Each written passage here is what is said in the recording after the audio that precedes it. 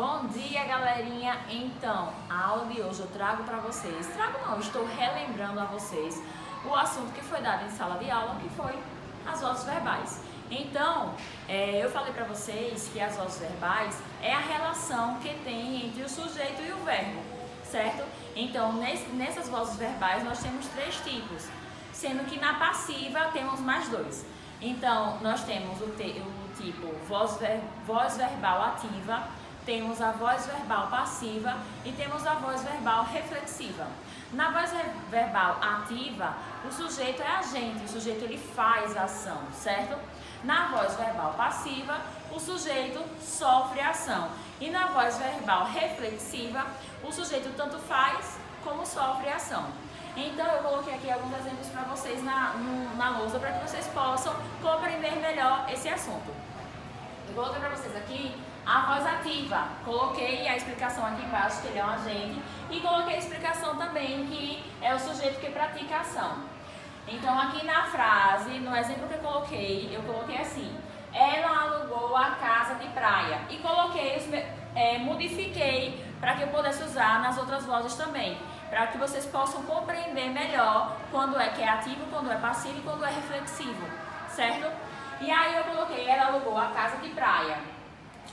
Primeiramente procuramos o verbo, né? Identificamos o verbo. Então o verbo aqui é alugou. No caso, ela é o sujeito. Ela aqui está sofrendo, está fazendo ou está sofrendo e fazendo ao mesmo tempo? Ela está fazendo a ação, não é isso? O sujeito está fazendo a ação, praticando a ação. Então, nesse caso aqui, a voz é ativa, ele é agente, certo?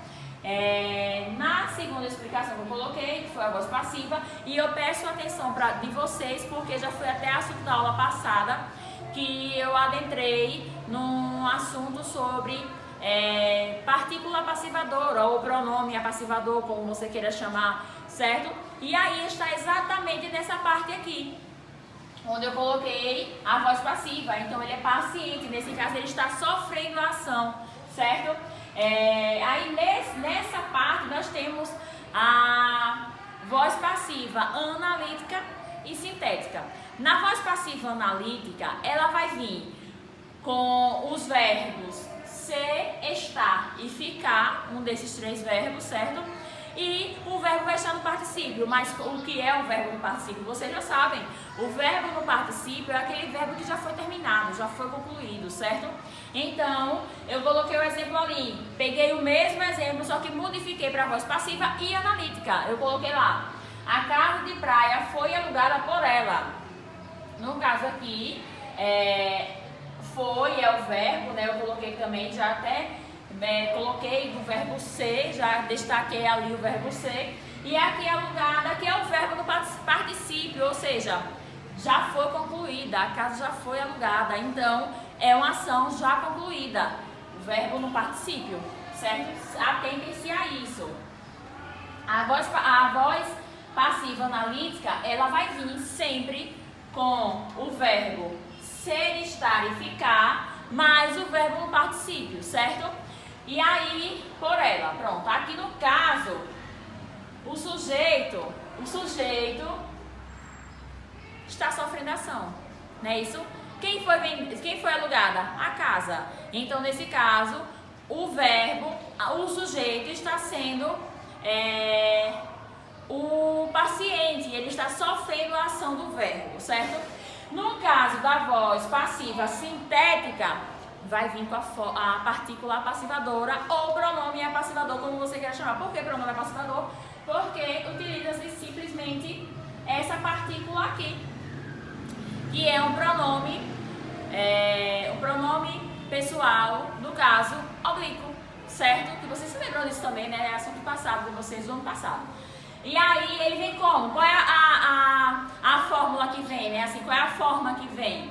Ele vem o verbo na terceira pessoa, eu coloquei ali para vocês, ó, o verbo na terceira pessoa pode ser do plural ou do singular, e a partícula apassivadora ou pronome apassivador. Olhando o exemplo, alugou-se a casa de praia. Nesse caso aqui, o verbo, né?